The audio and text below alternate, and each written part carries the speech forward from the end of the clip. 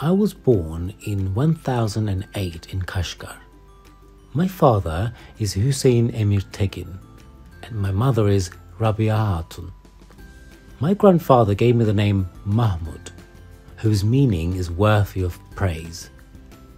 My father, who was a manager in the Karakanit state, was very happy with my birth. Banquets were held for me in Kâşgarlı Square, to which all the people were invited. Fireworks were thrown. Yes, fireworks existed exactly 1,000 years ago. You're surprised, aren't you? Since my mother was a wise woman, she personally took care of my education. We read books and played games together. My favorite game was Küçülme. Küçülme is a traditional Turkish intelligence and strategy game that we play with 48 stones. It takes its name from the movement of the stones, that is, the migration of the stones. The game is also called Mandala. I studied mathematics and Islamic sciences from court scholars. I continued my education in the most valuable madrasas of the period. I learned Arabic and Persian very well. My teacher used to blindfold me and make me walk in the corridors of the palace. He used to say that the ability to intuit without seeing is important to strengthen one's intuition. I also recommended you to play Blindman's Buff. Since I was 12 years old, I've been assigned to state affairs. I both worked and studied.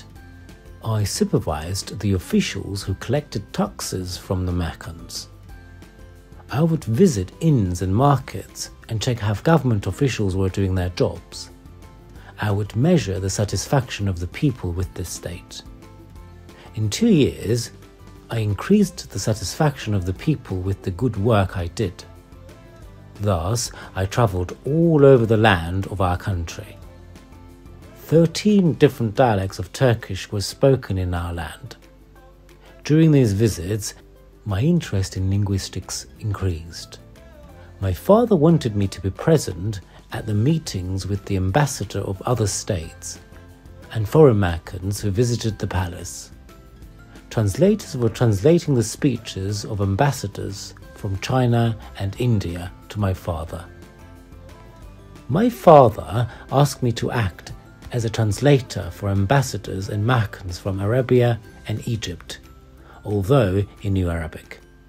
He had chosen this path to develop my state experience and participate of speaking Arabic. Thanks to my father, I learned a lot.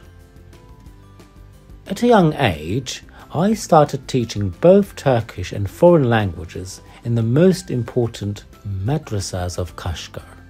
My father, the things you do when you are young is like writing on marble. The things you do when you're old are like writing on water. There was an internal turmoil in our country for a while. I had to leave Kâşgarlı. I travelled all over the Asian continent for 10 years with my saddlebag on my back. I compiled our traditions, customs, manners and rituals. I wrote down the different information I saw in the places I visited in my notebook. My travels greatly contributed to my dictionary work. I worked tirelessly for years to learn from everyone I saw. I wrote down what I saw and heard from the villagers on the mountain, the farmer on the lowland, the teacher in the city, and the doctor at the hospital. During these trips, I also met the great Selçuk Sultan Alparslan. I added the information about Turkish I got from him to my books. In my travels of more than 20 years, I made sure that Turkish was an ancient language.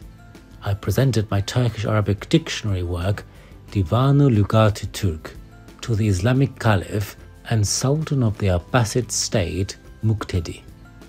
The first copy of this work is in Ayasofya Library today. The Caliph assigned me the task of teaching Turkish in the madrasas of Baghdad. I served here for many years. When I returned to my homeland, I was over 80 years old. I had to pass on my knowledge and experience to new generations. I worked tirelessly, overcoming obstacles one by one. I founded Mahmudiya madrasas where Islamic sciences were taught along with medicine, mathematics, chemistry and astronomy, accomplished important tasks for centuries. I had hundreds of students in madrasas. Over time, they became the most important universities providing education in Turkish and Arabic. I am happy that I contributed to the age of science in Islam. Science is a light. It should be for service to humanity. The light of science should never go out, should illuminate the world. Friends, now it's your turn to light up the world.